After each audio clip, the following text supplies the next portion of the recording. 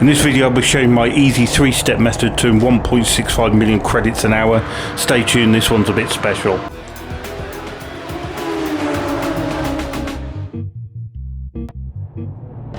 Hello everybody, Mark here, thanks for stopping by. Just wanted to start today's video off by saying a massive thank you to all the amazing support I had on the last two videos, the Lamborghini and the Ford Focus tune. I love reading all the comments saying that this tune really worked for you. I really do appreciate it, and I try to get back to all the comments on there. So thanks once again, and with all that being done, let's go on to today's video. So in today's video we're going to be looking at the Honda NSX Type R from 2002. We're going to be tuning this to 700 pp and taking it around the Le Mans World Touring Car 700. We'll be going through the full build process, the tune, and all the upgrades that you need to do for this race, and this car is absolutely fantastic. So without further ado, let's get on with it.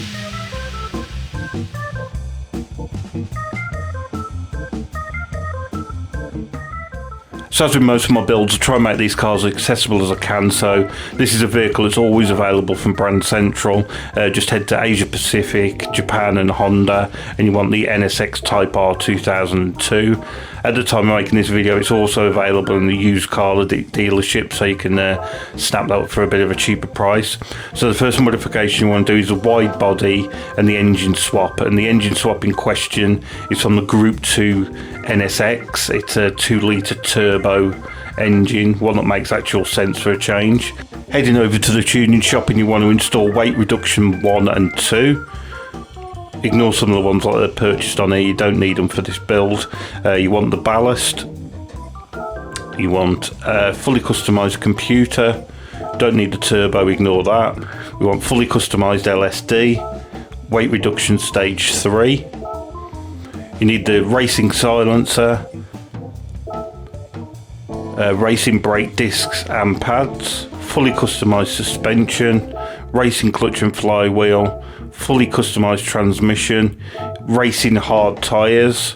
Ignore the other two that purchase, you don't need those, and with it being Le Mans you also want the intermediate tyres. So next we're going to head to the custom parts, install whichever wheels that you desire, and make sure you run the wide width and wide offset for this build. We're going to be using Type B front splitter, Type A side skirts, Type A rear diffuser and Type A rear wing. Also for this build we're going to install the Type C roll cage, which slightly adjusts the PP rating. And with that done we can get on with the tune itself.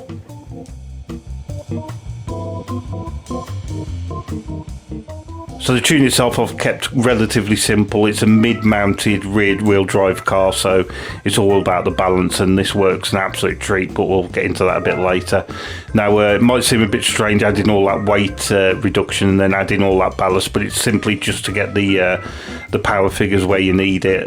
This is exactly 500 brake horsepower, and it just makes a nice balance for the car as well. So pretty simple tune. And I think you'll enjoy this one. It's pretty damn good.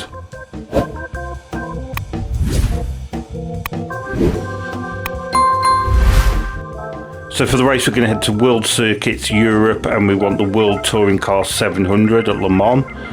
This is a 30-minute race, and with the clean race bonus you'll be getting 825,000 credits. So with this being a Group 2 engine, there's no concerns on fuel economy at all. This will do almost 6 laps on full tank of fuel, believe it or not. Tyre wear is not an issue either, so other than changing for intermediates if the rain comes, you don't need to worry about tyres or fuel of this race at all. Just enjoy driving the car, and it's definitely an enjoyable experience.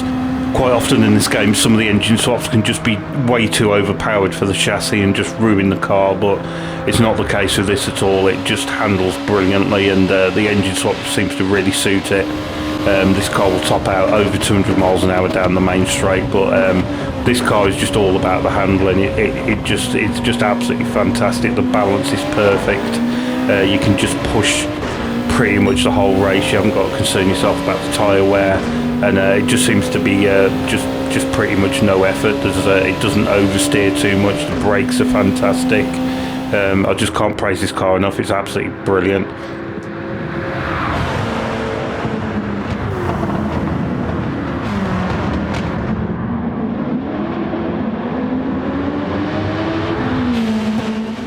So we'll skip ahead to the end of lap 3, and as you can see we've got an absolutely enormous lead already. One of the beauties of this car, without not having to worry about the fuel, you can have the weather map on the whole time, so you can keep a close eye on that rain. As you can see, we've still got nearly 2 laps worth of fuel left as well, so with plenty of leeway we can afford to pit. End of lap 3 is usually when the rain comes in as well, so heading into the pits, just make sure you bought them intermediate tyres, because you will need them for this race more than likely, and we're going to while we're going to refuel as well. So the tune on this car was built very much for this race, so it's with the wet weather in mind, and it handles fantastic even on the intermediates. It's just so well planted. For the beginner player, this has been an ideal car. It's just no hassle whatsoever. It's so easy to drive, and it just doesn't seem to do anything untoward. Doesn't seem to have much understeer. For a rear-wheel drive car with 500 brake horsepower, it hardly ever oversteers. It's just fantastically planted. And for the more advanced player, it's just great fun. The last couple of laps, went back onto the racing hard tyres, and I was basically just time trialling the race. As you can see, I've got my session data up there, and it was just absolutely flying. It's just great fun. You can just push it to the limit, and it just seems to not bother at all. It just seems to handle it perfectly well. As you can see, my optimal was a 3:53, so it's a pretty quick car, bearing in mind it's a road car that'll do 6 laps. That's getting them towards Group 3 car territory. As you can see, on the 7th lap I managed to do a 3:56. So with how rapid this car was, by the end of the race I had nearly a 2-minute lead over the opposition, and with only 50 seconds left there was no need to start the last lap. I could just do a bit of arsing around and a few donuts to celebrate, as you do. So pretty easy victory. Like I say, this car is absolutely phenomenal. I really hope you give this a go and let me know how you get on with it. And in just over 30 minutes we get ourselves the 825,000 credits. Pretty hard to lose a clean race bonus around this track, to be honest. The only way you can really do it is by passing under a yellow flag, which are very, very uncommon. So thanks for stopping by. I hope you enjoyed that. Like I say, let me know how you get on in the comments. I love reading them, and I do try to reply to everyone. And I'll see you again soon. Cheers, bye.